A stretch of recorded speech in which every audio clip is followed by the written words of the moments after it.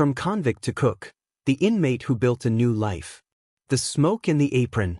The smell of smoke filled the kitchen, not the kind from a stovetop, but from a building fire. Dre Collins stood in the middle of the chaos, clutching a skillet in one hand and a fire extinguisher in the other. Flames curled up the walls of his tiny restaurant in downtown Detroit, a place that had once been his dream and now looked like it was turning to ash. Outside, sirens wailed. Inside, Dre shouted for everyone to get out. His cooks, his customers, his staff. He stayed behind, trying to save what little he could. As firefighters pulled him out, coughing and covered in soot, one of them said, "You're lucky, man. You almost didn't make it." Dre looked up, tears mixing with ash. He wasn't crying for the restaurant. He was crying because, for the first time in his life, he had something to lose. And to think it all started in a prison kitchen. What could turn a convicted felon into a man who built his dream from scratch? That's the story of Andre Collins, the inmate who became a cook, and the cook who found redemption behind bars. The last fight. Before the flames, before the restaurant, there was the sound of metal doors clanging shut. Andre was 22 when he first entered Michigan State Penitentiary, a place that swallowed young men whole. He was convicted of armed robbery, though no one was hurt. It didn't matter. The sentence was 10 years. Inside, Dre learned fast. You either fought or you folded. And he wasn't about to fold. His first week in, an inmate tried to steal his commissary. Dre swung back. The fight ended with blood on the floor, and Dre in solitary confinement. For 23 hours a day, he stared at gray walls and thought about one thing: how did I end up here? His mother had always said he had a gift. You can cook like your grandma, she used to tell him. But he'd traded his apron for a gun. Now, all he had were regrets, and the echo of that cell door every night. After weeks in the hole, the guards finally released him. He expected punishment, more violence, more threats. Instead, the warden offered him something strange. We're short on kitchen hands. You want to work or rot? Dre shrugged. Work. That single word changed his life. But in prison, even kitchens had danger, and Dre was about to find out just how deadly a spatula could be. The prison kitchen. The prison kitchen wasn't what people imagine. It wasn't stainless steel and smiling chefs. It was hot, greasy, and filled with tension. The smell of burnt beans mixed with sweat. Inmates worked shoulder to shoulder, knives, boiling water, and tempers everywhere. Dre started small, scrubbing pans, mopping floors, waking up at 3:30 a.m. At first, he hated it. But then something shifted. One morning, the head cook, an older inmate named Reggie, noticed Dre seasoning the eggs. Not with the bland salt they gave, but with pepper and garlic powder he'd snuck from a supply crate. Reggie tasted it. You got hands, kid, he said. Hands that know flavor. That day, Dre started cooking for 300 inmates. Every tray of food was a test, a challenge. He learned knife skills, timing, patience. And more importantly, he learned respect. Cooking gave him purpose. It gave him control in a place where everything else was taken away. But not everyone liked seeing a young man rise. There were gangs that ran the kitchen too, and one of them, the Bloodhounds, wanted Dre to cook for them exclusively. When he refused, they made a threat. And one night, someone left a razor in the flour bag. The next morning, Dre would find blood in the kitchen, and it wouldn't be his own. The blood and the pan. The morning after the threat, Dre reached into a flour bag and felt something hard. When he looked closer, he saw a streak of red. The inmate next to him, Loco, a member of the Bloodhounds, was lying face down on the floor. He'd been attacked during a kitchen brawl that erupted over stolen supplies. The guards rushed in, batons swinging. Dre froze, holding a bloodied spatula. He wasn't the killer, but it didn't matter. In prison, guilt spreads like grease. For the next 48 hours, the whole kitchen went on lockdown. The warden called Dre into his office. I could throw you in the hole again, he said, but I see something different in you. He handed Dre a paper, a culinary certification program run by an outside group that taught inmates real kitchen skills. You want a real chance? Earn it. That night, Dre sat on his bunk staring at that paper. It wasn't just a program, it was a way out. He signed up the next morning. From that day forward, every cut, every chop, every boil became a step toward redemption. But redemption never comes easy. Because while Dre was learning how to cook, someone else was cooking up revenge. And the next time Dre picked up a knife, it wouldn't be for food. The revenge. A month later, the kitchen was back to routine: oatmeal, eggs, complaints. But Dre could feel eyes on him. The bloodhounds hadn't forgotten. One night, during cleanup, an inmate slipped behind him with a sharpened spoon. Dre turned just in time. The spoon grazed his ribs. Instinct took over. He swung the frying pan. The clang echoed like thunder. Guards came running.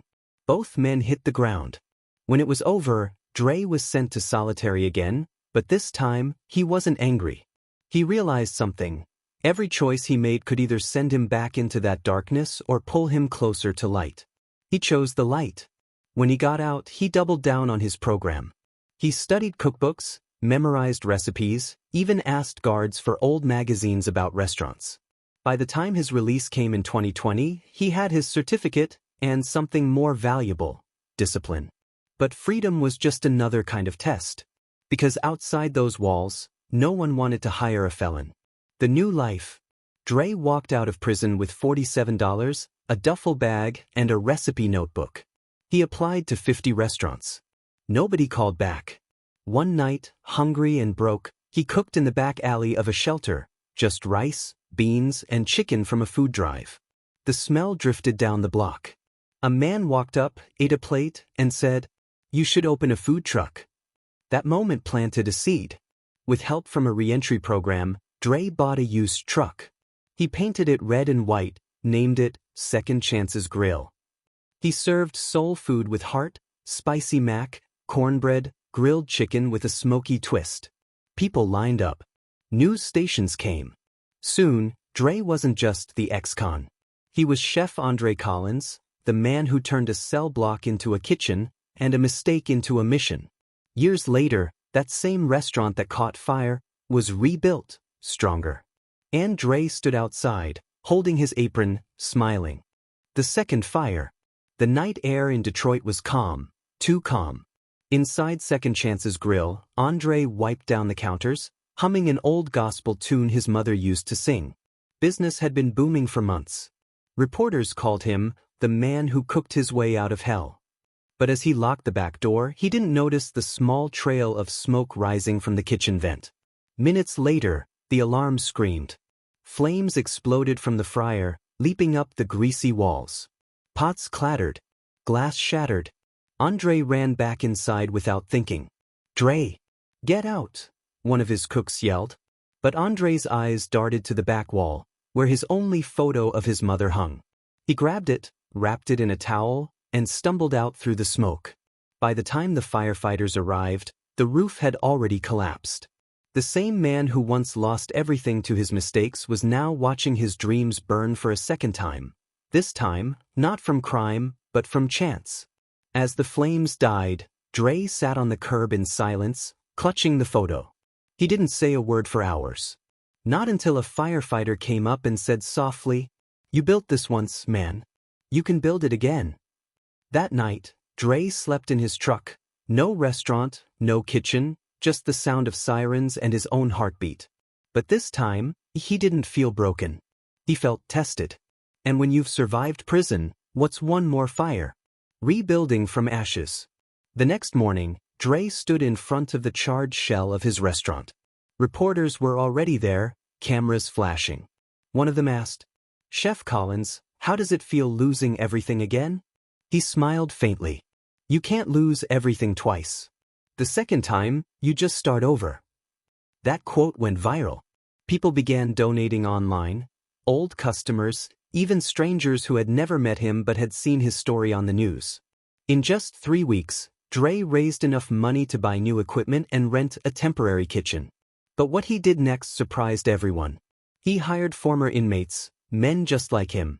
Cooks, dishwashers, delivery drivers, all trying to rebuild their own lives. He called them the Redemption Crew. Every day at 5 a.m., they prayed before opening the doors. Their motto, painted on the wall, Mistakes don't define you, they refine you. And slowly, Second Chance's Grill became more than a restaurant. It became a symbol, a place where people came not just to eat, but to heal. Still, as the business grew, Dre couldn't shake one question in his mind. Could he really trust the men he hired, or was he building his dream on old ghosts from his past? The ghost from prison. One rainy evening, Dre was closing up when he noticed a familiar face at the counter. A man with a scar under his eye. Loco, the same inmate who had nearly killed him years ago. For a second, Dre froze. Their eyes met, one filled with shock, the other with guilt. Loco took off his hoodie. "I heard you give second chances," he said quietly. "Think I could earn one?" Dre stared at him. The memories flashed, blood on the kitchen floor, the fight, the fear. Every instinct told him to say no. But something deeper spoke louder. "You want to work? Be here at 5 a.m., Dre said. "And don't be late." Loco showed up the next morning. He washed dishes, mopped floors, stayed quiet. Day after day, he proved himself. Months later, he came up to Dre during cleanup and said, "I never told you, but you saved my life back in there. If you hadn't stopped that fight, I'd be dead." Dre didn't answer. He just handed him a clean apron. "Then let's keep saving lives, one plate at a time." For the first time since prison, Dre realized forgiveness wasn't weakness. It was freedom. But peace doesn't last forever, and Dre was about to face a betrayal that cut deeper than any knife. The stolen recipe. By the next year, Second Chance's Grill had become a sensation. Magazines called it the heart of Detroit. Lines wrapped around the block. Then one morning, Dre woke up to his phone buzzing. A friend sent him a link. It was a video, a flashy new restaurant across town, serving dishes identical to his. Same recipes. Same menu names. Even the same slogan on the wall. At first, Dre thought it was coincidence. But when he saw the chef's face, his stomach dropped. It was one of his own cooks, a man he'd trained, trusted, and treated like family. "He stole everything," Dre whispered. The betrayal hit harder than any prison fight. It wasn't just business, it was personal. The man had used Dre's kindness against him, taking his recipes to investors and claiming them as his own. For days, Dre stayed silent. Everyone expected him to lash out, sue, go on TV. But instead, he did something different. He called his crew together and said, "They can steal my recipes, but they can't steal my purpose." That night, he stayed up creating new dishes, spicier, bolder, full of flavor and pain and pride. The next week, Second Chance's 2.0 opened, and the customers came back in droves. Dre didn't fight his imitators. He outcooked them. But the success that followed would lead him to the biggest challenge of all, the choice between fame and the freedom he fought so hard to earn. The price of success. 2 years later, Second Chance's Grill wasn't just a local name, it was a national one. TV interviews, cooking shows, sponsorships. Dre had gone from prison inmate to celebrity chef. But fame came with new chains. Everywhere he went, people asked about his past. Every article led with "ex-convict chef makes it big." He hated that word, ex-convict. He wasn't running from it, but he didn't want it to define him forever. During one interview, a reporter asked, "Do you ever wish you weren't a criminal?" Dre paused, looked into the camera, and said, "If I wasn't, I wouldn't be who I am. I just wish the world could see who I've become." That clip went viral again, millions of views overnight. And for the first time, the world didn't just see an ex-con. They saw a man who'd fallen, learned, rebuilt, and fed others doing it. As the screen faded, Dre stood in his kitchen, stirring a pot of stew, smiling faintly. "They call me Chef Collins," he said softly, "but before that, I was just a man looking for a second chance." He plated the food, wiped his hands on the apron that still smelled faintly of smoke, and whispered, "And I found it." The camera zooms out, the sound of sizzling food, laughter, and a sign glowing above the door. Second Chance's Grill, where every meal has a story. Back to where it all began. The applause echoed across the hall as Andre, Chef Collins, stepped off stage. He had just finished speaking at a culinary conference in Chicago, sharing his journey from inmate to inspiration. Cameras flashed, sponsors clapped, and investors lined up to shake his hand. But deep inside, Dre felt a tug, a quiet voice whispering, "Go back." That night, as the city lights blurred past his hotel window, he made a decision that would change everything again.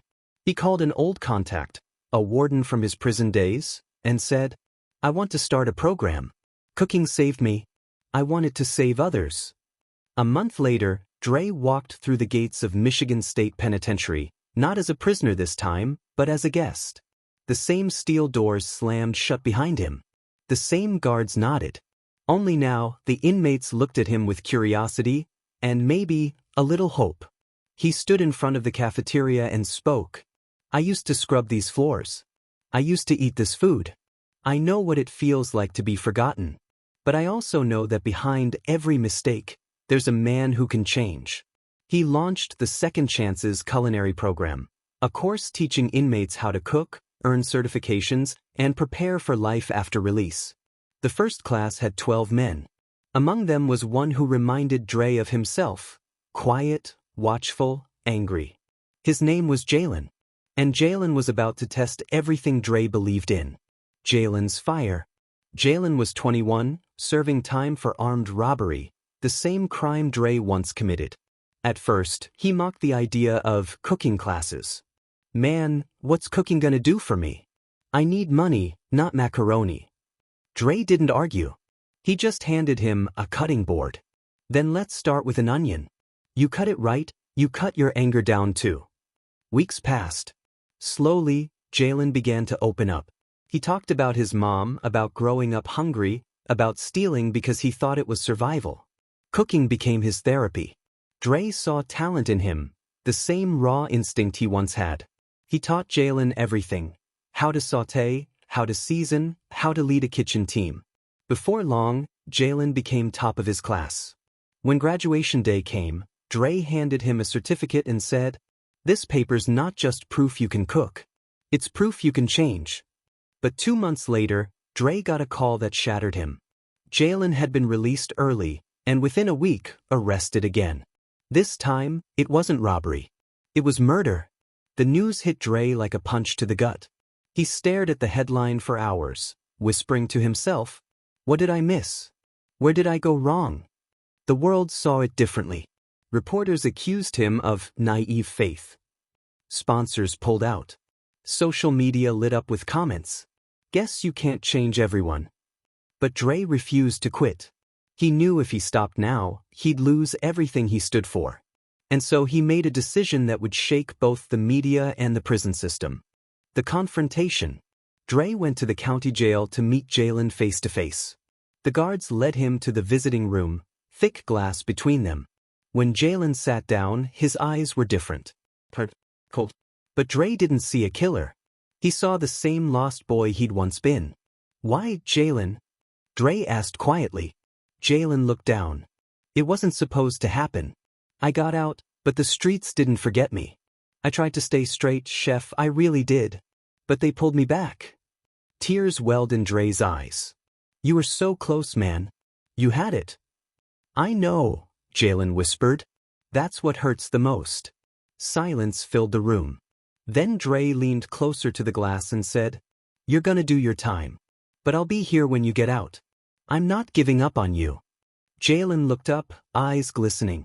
"Nobody ever said that to me before."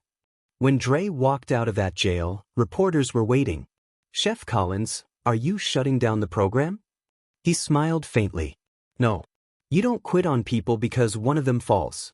You just cook another meal, and try again." That clip spread across the internet again. Millions of views, countless shares. The world saw something rare, a man who turned pain into purpose. But even heroes have limits, and Dre's next challenge would strike closer to home than ever before. The mother's letter. One morning, Dre found a letter waiting at his restaurant. It was from Jalen's mother. The handwriting was shaky, the ink smudged with tears. "Chef Collins, I don't know if you remember me. My son Jalen spoke of you often. He said you were the only man who ever believed in him. I want you to know, I don't blame you for what happened. You gave him something I never could, hope. He just didn't know how to hold on to it. Dre sat in silence for a long time. Then he folded the letter and placed it on the restaurant's wall, next to his mother's photo. That night, during service, he called his crew together. I started this place to feed stomachs. But maybe I'm here to feed souls.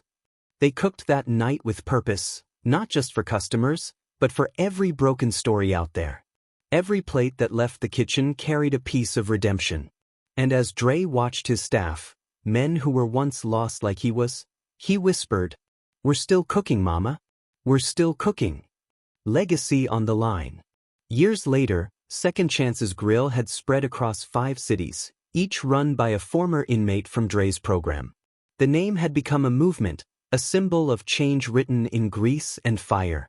Dre walked into one of his new branches and watched a young chef teaching a class of inmates out on work release.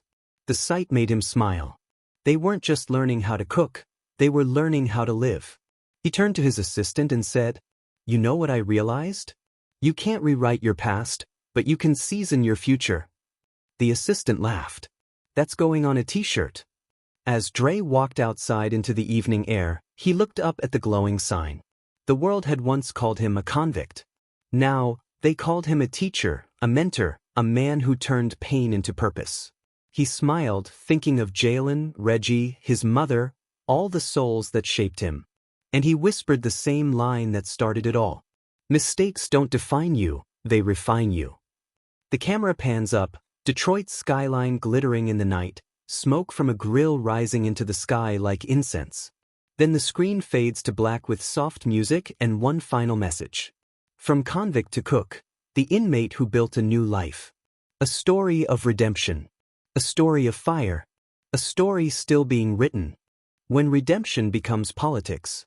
By now, Second Chances had become more than a restaurant chain. It was a movement. A symbol of what reform could look like when compassion led the kitchen. News anchors called Andre the face of rehabilitation in America. But with fame came politics, and politics always came hungry. One morning, Dre's assistant, Carla, rushed into his office holding a folder. "They want you in Washington," she said. "Who's they?" "Senators. They're drafting a bill on prison reform. They want you to stand beside them when they announce it." Dre leaned back, silent. He knew what it meant. Cameras, speeches, smiling faces. But he also knew the truth. Most politicians didn't care about inmates, they cared about votes. Still he went. In Washington, he walked through marble halls in the same boots he wore in the kitchen. When the cameras rolled, a senator placed a hand on his shoulder and said, "Chef Collins represents the best of what America can be: second chances, hard work, redemption." The applause was thunderous. But when Dre stepped up to the mic, he didn't stick to the script they gave him. "I appreciate the words," he said, voice steady, "but second chances shouldn't depend on who's watching. I see men behind bars with talent, hunger, and heart, and all they need is one door opened. Not just for a headline, but for a future." The room went quiet. Cameras clicked. And just like that, the senator's smile faded. The next day, headlines split in two. Hero chef speaks truth to power. Former inmate embarrasses senators on live TV. The media storm had begun. The price of speaking up. Within days, the backlash hit hard. Sponsors paused their contracts. TV deals disappeared. Even some investors pulled out, afraid of controversy. Carla urged him to apologize publicly. "We can fix this, Dre. Just say you misspoke." He shook his head. "I didn't misspeak. I told the truth." The pressure grew. Protesters stood outside his restaurant, some chanting for reform, others calling him a convict-playing hero. Inside, Dre's staff stayed loyal. Loco, the ex-gang member who now ran the kitchen, told him, "We ain't cooking for cameras, chef. We cooking for us. For the ones still locked in." Dre smiled weakly. "Then that's all the reason I need."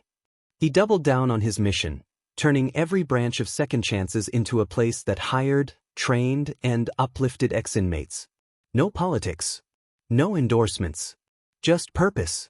But late one night, after everyone left, Dre sat alone in his office scrolling through hate comments online.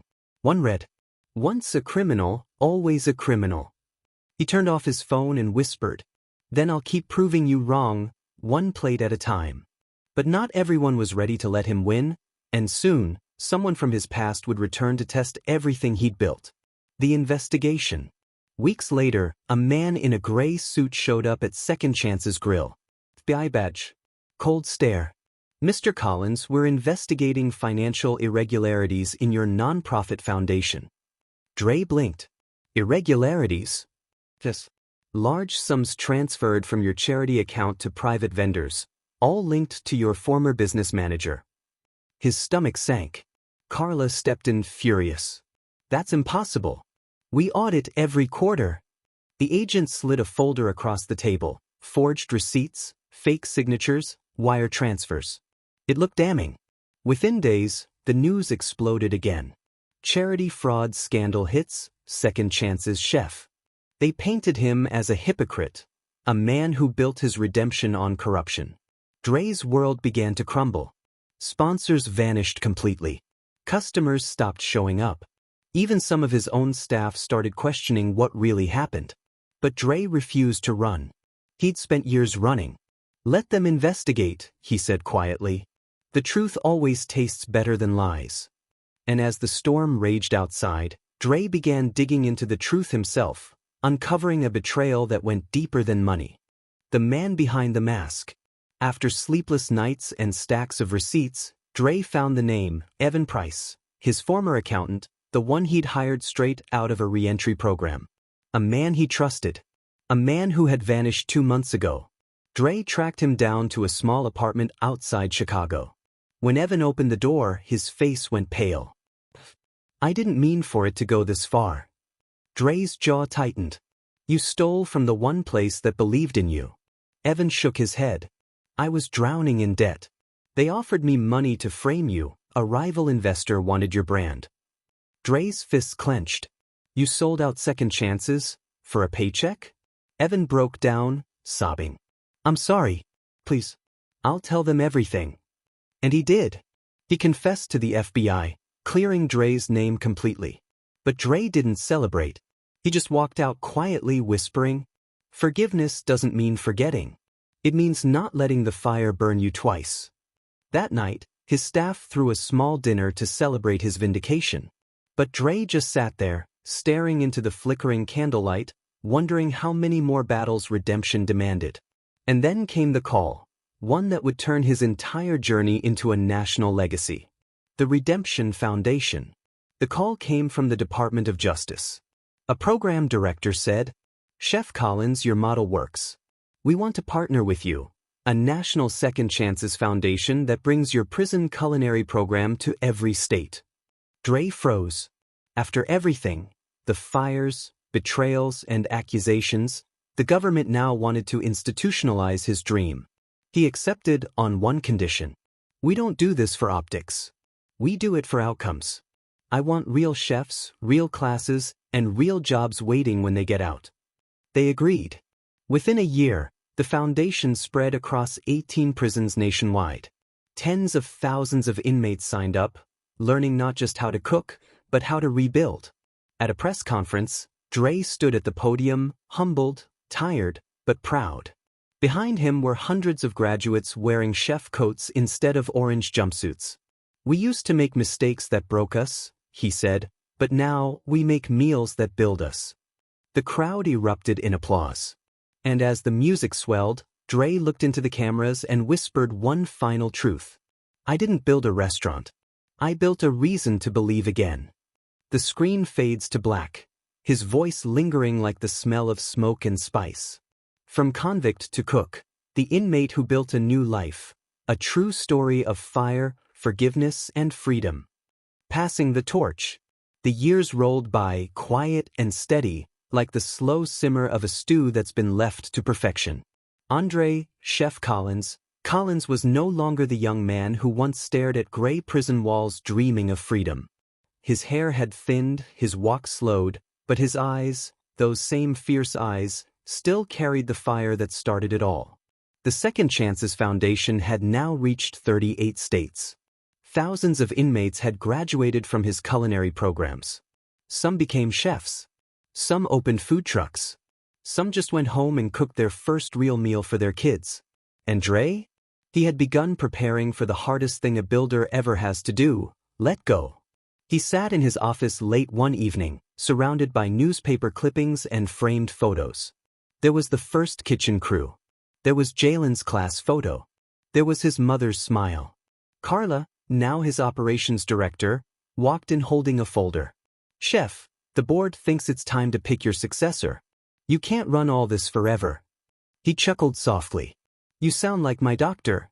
"We just want to make sure your legacy lives right," she said gently. "Not through a name, through people." Dre nodded, flipping through the photos on his desk. Then his eyes stopped on one, a young woman in a chef's coat, standing proudly in front of a prison cafeteria. Her name was Naomi Brooks, one of his first graduates, once sentenced to 10 years, now head of the culinary program in New York.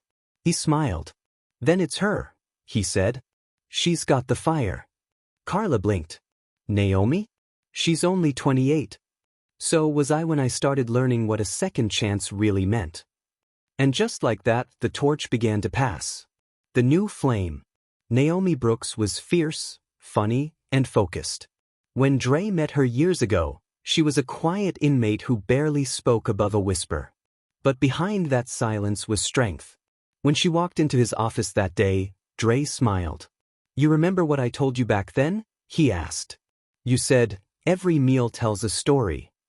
And now, it's your turn to tell it," he said, handing her his apron. She hesitated. "Chef, this belongs to you." "It did. Now it belongs to whoever believes the next person can change." The next week, Naomi gave her first speech at a new prison culinary launch.